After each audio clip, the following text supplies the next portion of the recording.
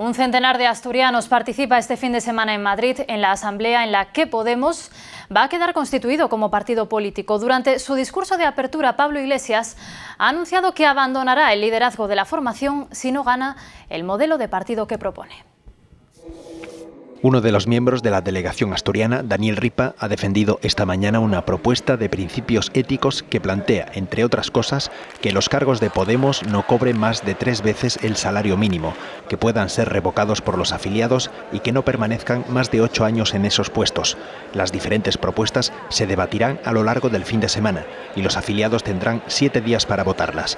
Desde Podemos defienden que todos estos debates sean públicos. En otros partidos hay realmente conflictos mucho más gordos, lo que pasa es que esos conflictos queden tapados, se esconden y acaben negociándose en cuartos de los hoteles, acaban negociándose en despachos. Aquí, como se debate en Internet, como hay una cuestión pública, pues incluso los medios de comunicación participen y cualquier periodista, incluso date cuenta, puede participar en los debates y puede votar cualquier tipo de resolución.